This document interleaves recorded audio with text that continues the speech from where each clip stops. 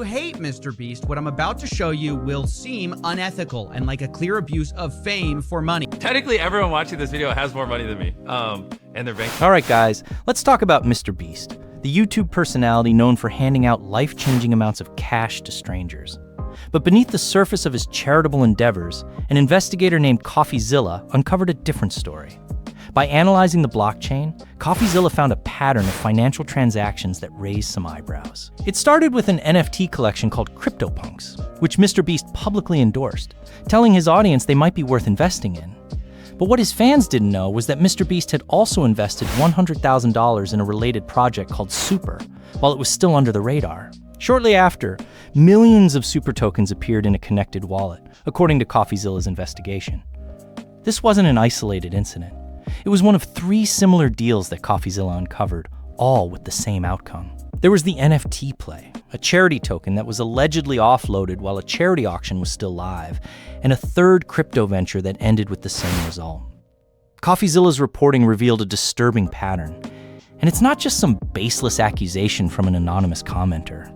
He's a well-respected investigator who has built a reputation for exposing financial cons, which is why his findings are so damning.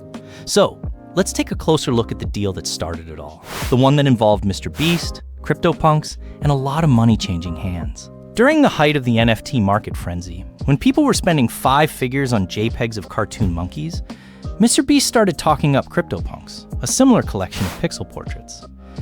But what was happening behind the scenes is what's really interesting.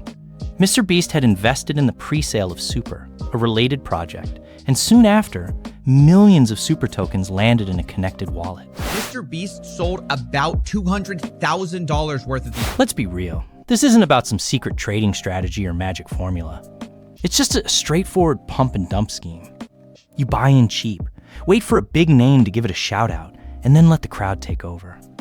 Coffeezilla uncovered $200,000 worth of tokens being sold off the back, but the amount isn't even the most interesting part. The timing is what's really loud. Mr. Beast posted a single word, Super, in response to a hype thread, and within 72 hours, those tokens were already gone. Coincidences do happen, but this one looks like a textbook case of pump and dump. It's hard to argue otherwise with a straight face. Once people started to notice the pattern, Mr. Beast's team had to respond, and their explanation was convenient, to say the least. It's an explanation that would end up doing a lot of heavy lifting. These investments were made and managed in consultation with industry experts to ensure full compliance with all appropriate rules and regulations. The wallet is not owned or managed by Jimmy, but rather a fund led by respected and sophisticated managers. The fund closely evaluated and scrutinized hundreds and hundreds of opportunities, which resulted in several investments. Some have been more successful, others less, and others still works in progress. The fund's investment strategies apply the same rigorous standards as many other experienced investors. Peeling back the layers of PR from that official statement reveals a single, stark claim. Jimmy didn't do it. The fund did. This fund, purportedly run by unnamed sophisticated professionals, somehow made every single decision Jimmy would have at precisely the same moments. Calling a crypto fund manager sophisticated is comedic gold, considering the industry operates with almost zero oversight and is built on the exact opposite of sophistication. If this explanation were truly airtight, you'd expect the team to jump at the chance to answer a few basic follow-up questions, ending the narrative immediately. Instead, when Coffeezilla attempted to ask one, he was met with total silence. I didn't get a response. Months have passed without a single clarification, no correction, not even a lazy one-liner from an intern. When there's truly nothing to hide, choosing complete silence is an odd strategy. That kind of silence actually performs worse than an honest answer ever would, because the audience just fills the void with their existing suspicions. But dig a layer deeper, and the situation gets even murkier. To his credit, Coffeezilla investigated a detail that initially seemed to weaken his own case. The crypto wallet at the heart of this controversy was never publicly confirmed as belonging to Mr. Beast. This wallet actually traces back to an account named Wu-Tang Clan, which is also linked to another crypto personality, Jason Williams. Williams had publicly posted about NFTs, worn related merchandise on camera, and directly tied his own brand identity to that specific address. It looked like a convenient buffer, placed exactly where a buffer would be most useful. But Mr. Beast, the YouTube star himself, effectively demolished that buffer. On a podcast appearance, he cheerfully described buying CryptoPunks alongside Logan Paulo. This happened, according to reports, after Gary Vee got on a late-night call and insisted CryptoPunks were the next Facebook. That's not how someone talks about a portfolio managed completely without their input. That's the voice of someone who sat in on the pitch, decided to buy in, and then openly narrated the entire experience. He seemed to want both the upside and the alibi, but usually you only get one. However, the most egregious item on this list wasn't the first purchase. It was the Earn token, directly funneled into a charity auction for Team C's, MrBeast's own ocean cleanup campaign, the wholesome flagship of his brand, supposedly untouchable. The auction was set to run for 2 full months. But around the halfway point, Coffeezilla reports, MrBeast's fund allegedly unloaded $2 million worth of Earn tokens. This action crashed the price on the way out, leaving everyone who had bought in holding something with the resale value of a used parking ticket. Regardless of your intentions, selling tokens within a month of your 2-month charity auction is wrong, stupid, and unethical? Yes, I think that as well. Let's talk about the charity auction that was supposed to be funding cleaner oceans, but it turns out the people behind it had other plans. Selling the exact token attached to their own charity in the middle of the auction is a pretty blatant move. It's essentially pulling cash out of people who thought they were doing good, when in reality they were just funding someone's exit strategy. The irony is even more staggering when you consider that one of the charity's sponsors was Coca-Cola, a company that's consistently ranked as one of the biggest plastic polluters on the planet. It's almost like you could set a calendar by it. So, to recap, you have an ocean cleanup charity sponsored by a major plastic contributor, getting rug pulled at the peak of excitement. It's a scenario that's hard to script, but it played out in real life anyway. Then there's XCAD, a project that's all about creator-specific tokens, with big names like MrBeast and KSI attached to it. The pitch was convincing, and investors were hooked. Not just because of the famous names, but because of the potential of what the project could become if it actually worked as promised. The only reason we know MrBeast was in the presale is that there were several articles about it bragging about that fact. Once again, MrBeast's name was used to promote this instead of the fund itself. And internally to investors, I have to say, this built up a lot of excitement, not just because MrBeast is a huge name, but because XCAD had what's called creator tokens. So the idea to some investors is that, well, if they're investing MrBeast and KSI, what if they were ever to launch creator tokens? The mere hint that major platform personalities might launch their own creator coins was enough to quickly draw in serious money.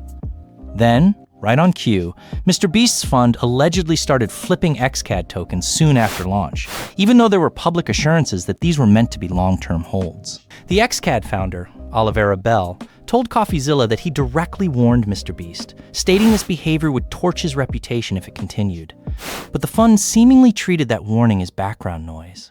They kept selling. It seems that memo on reputation was received, filed, and ignored.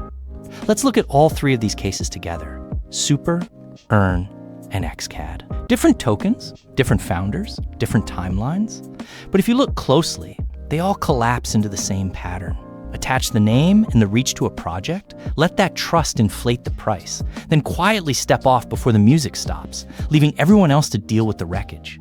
Once is an anomaly, twice is careless. But 3 times, following the exact same playbook, it stops looking like an accident and starts looking like a deliberate process.